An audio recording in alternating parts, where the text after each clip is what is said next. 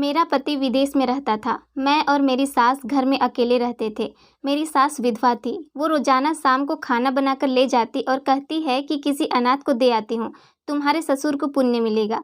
एक दिन सास बेहोश हो गई और डॉक्टर को दिखाया तो डॉक्टर कहती हैं कि तुम्हारी सास गर्भवती है। मैंने सास को कुछ नहीं बताया और अगले दिन सास का पीछा किया तो सास एक पुराने घर में गई।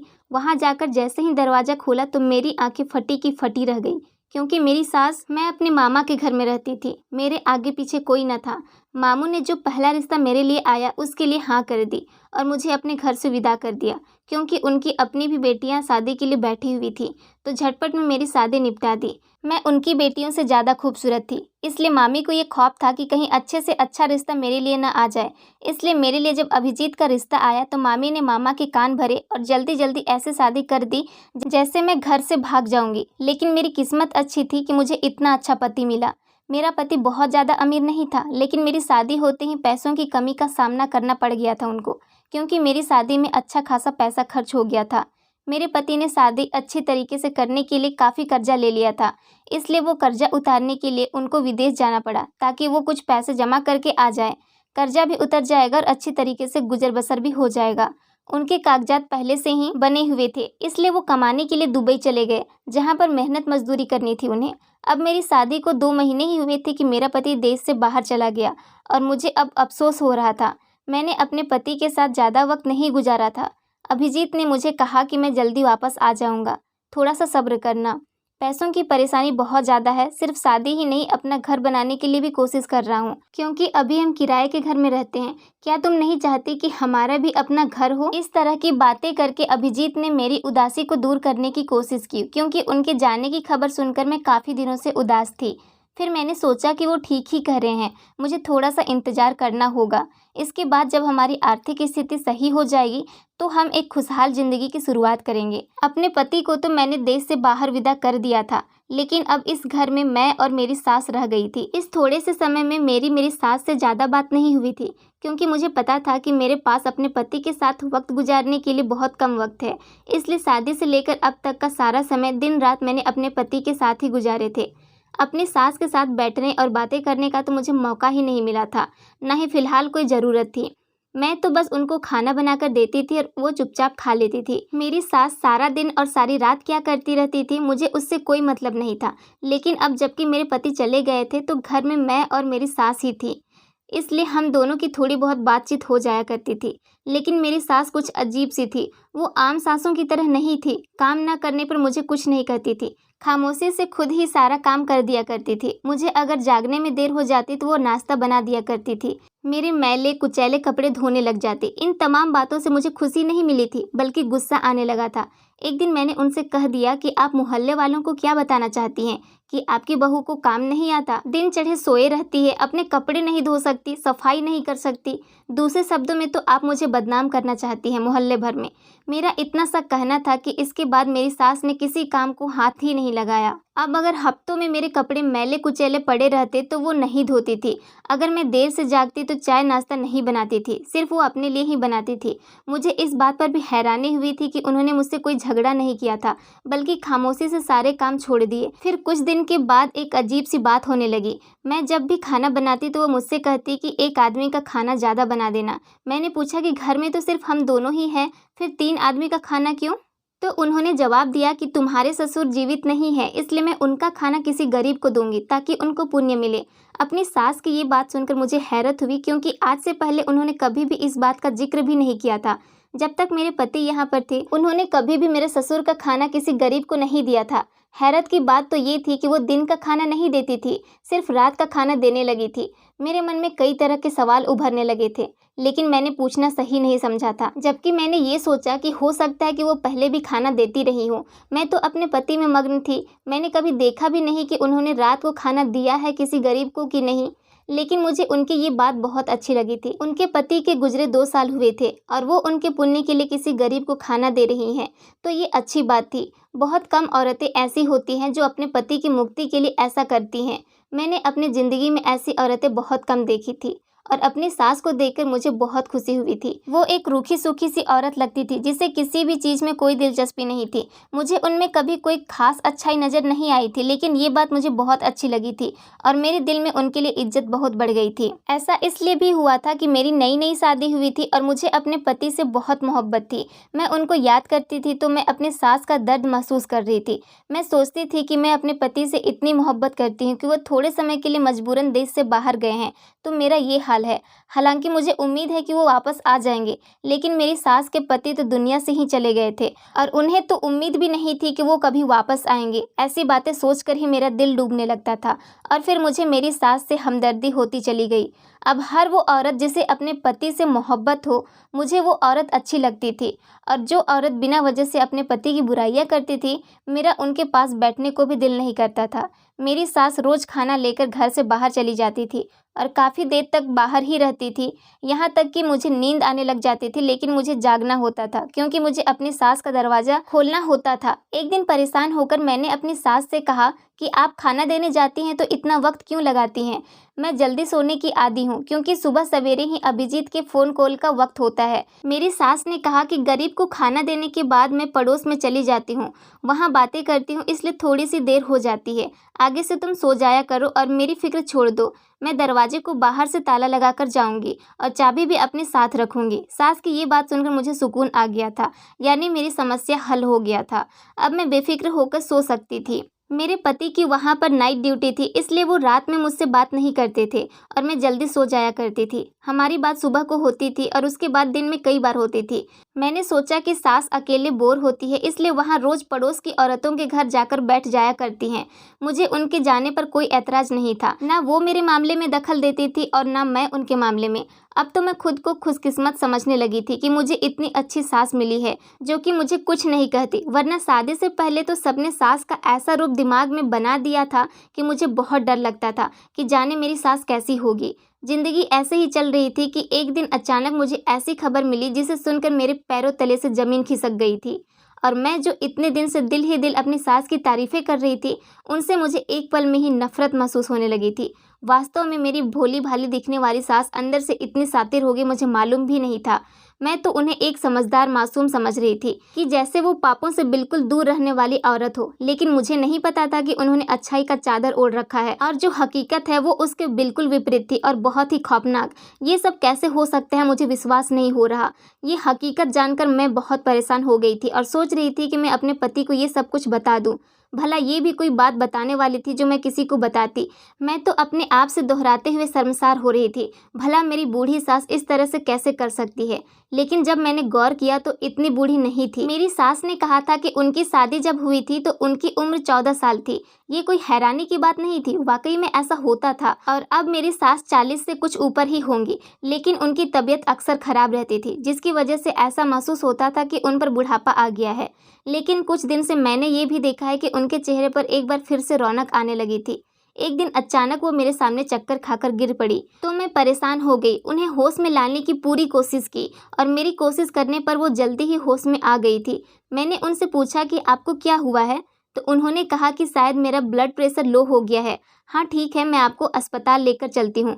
मैंने रिक्शा पकड़ा और उनको पास के अस्पताल लेकर चली गई, पर आते ही वो एक बार फिर से बेहोश हो गई थी। मैं परेशान हो गई कि आखिर उनको क्या हुआ है। शायद वाकई में उनका ब्लड प्रेशर बहुत ज़्यादा लो हो गया है या गर्मी भी तो है। डॉक्टर ने कहा कि इनके कुछ टेस्ट होंगे। डॉक्टर ने उन्हें आराम का इंजेक्शन दिया और उनके खून का सैंपल लेकर कुछ टेस्ट किए। उनके होश में आने के बाद हम घर वापस आ गए, लेकिन अगली सुबह जब मैं रिपोर्ट लेने गई तो मेरे पैरों तले ज़मीन खिसक गई, क्योंकि उस रिपोर्ट के मुताबिक तो मेरी सास प्रेग्नेंट थी। ये देखकर तो मेरा सर बुरी तरीके से चकराने लगा था कि ये सब क्या हो रहा है। मैंने सास को कुछ नहीं बताया और बदनामी के डर से वो रिपोर्ट छिपा दी। मेरी सास की तबीयत वैसे ही खराब थी। इस खराब तबीयत के बावजूद वह रोज की तरह खाना लेकर जाती थी। मुझे गुस्सा आ गया। मैंने कहा कि किस तरह का ड्रामा कर रही है ये औरत। मैं इनकी पति से मोहब्बत देकर बहुत प्रभावित हो गई थी, लेकिन मुझे नहीं पता था कि ये औरत इतनी गिरी हुई निकलेगी। अब तो मुझे यकीन हो गया था कि ये खाना देने के बहाने अपने आशिक से मिलने जाती थी। यकीनन खाना भी उसी को देती होंगी, बल्कि उसके साथ मिलकर खाती होंगी, क्योंकि वो बहुत सारा खाना निकाल कर जाती थी, जो 2 लोगों के लिए काफ़ी होता था। पहले मैंने इन चीज़ों पर ध्यान नहीं दिया था, लेकिन अब मैं सोचने पर मजबूर हो गई थी क्योंकि बात ही ऐसी थी। मैंने फैसला किया कि इस बात का पता लगा कर रहूँगी कि आखिर मामला क्या है और मेरी सास रोज़ाना रात को कहाँ जाती है। मैंने सोचा कि मैं सारे पक्के सबूत इकट्ठे करूँगी, उसके बाद ही अपने पति को सारी बात बताऊँगी। मेरे पति को भी पता चले कि उसकी माँ ने कितनी अजीब हरकत की है। इंसान जवानी में ऐसी गलती करता है तो बात समझ में आती है, लेकिन बुढ़ापे के दहलीज पर कदम रखते हुए मेरी सास को थोड़ा भी एहसास नहीं हुआ कि वो पल पल मौत के करीब हो रही हैं। वैसे तो मौत हर वक्त इंसान के सिर पर होती है, कभी भी आ सकती है, लेकिन बुढ़ापा मौत का संकेत होता है। उम्र के इस हिस्से में दाखिल होते ही मेरी सास को पूजा पाठ में मग्न हो जाना चाहिए था। इस हिस्से में आकर वो इस तरह का काम कर बैठी हैं। मैंने सास का पीछा करने की ठान ली थी। सोचा कि आज रात जब वो खाना लेकर बाहर जाएंगी तो मैं उनके पीछे जाऊंगी, लेकिन मुझे याद आया कि वो ताले चाबी लेकर जाती थी और बाहर से ताला लगा कर जाती थी। क्योंकि मैंने ही उन्हें कहा था कि मुझे जल्दी नींद आ जाती है, उनका इंतजार करते हुए मुझे देर हो जाती है। मैंने अपनी सास से कहा कि वो आज के बाद बाहर से ताला लगाकर ना जाया करे। मुझे डर लगता है कि कहीं अगर घर में आग वगैरह लग गई तो मैं कैसे बाहर निकलूंगी। मेरी ये बात सुनकर सास के चेहरे का रंग फीका हो गया था। मैंने महसूस किया था कि मेरी यह बात उन्हें अच्छी नहीं लगी थी। अब तो मुझे यकीन हो गया था कि दाल में कुछ काला है। जैसे ही मेरी सास खाना लेकर बाहर गई तो मैं अपनी पुरानी चादर उठाई, जो कि शादी से पहले मैं इस्तेमाल करती थी और शादी के बाद भी इस चादर को यादगार के तौर पर अपने साथ लाई थी। इस चादर का इस्तेमाल मैंने इसलिए किया था ताकि सास मुझे पहचान ना सके, वरना जो चादर मैं रोज इस्तेमाल करती थी उससे वो बखूबी पहचान सकती थी कि मैं उनका पीछा कर रही हूँ। रात के 9 बज रहे थे और गली सुनसान हो गई थी, क्योंकि मोहल्ले वाले जल्दी से सोने के आदी थे। मैं इस तरह से सास का पीछा कर रही थी कि उनको थोड़ा भी शक ना हो कि कोई उनके पीछे है। वो शायद अपनी धुन में चलती जा रही थी। खाना हाथों में थामे हुए चलते चलते वो बहुत दूर आ गई थी। मुझे हैरानी हुई कि एक बीमार औरत इतनी दूर कैसे आ सकती है।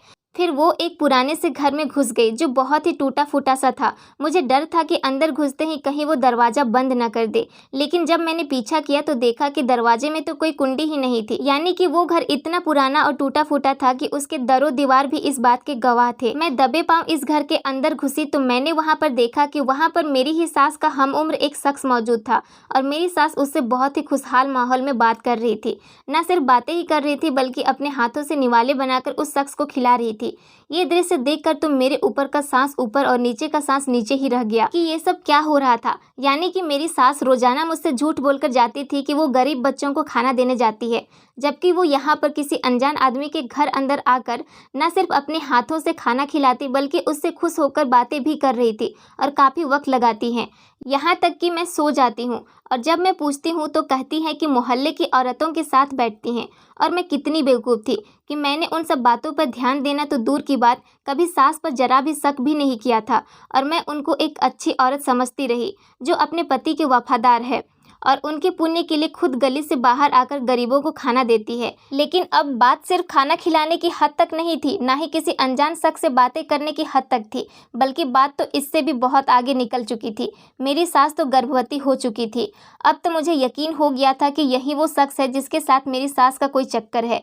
इसी वजह से वो खाना देने बहाने यहाँ आती है। अब ये आदमी कौन है मैं नहीं जानती थी। पहले तो मेरा दिल किया कि मैं वहाँ जाकर उन दोनों के मुंह पर उन्हें भला बुरा कहूँ। फिर मुझे ख्याल आया कि वो दोनों कहीं मुझे नुकसान न पहुँचा दें।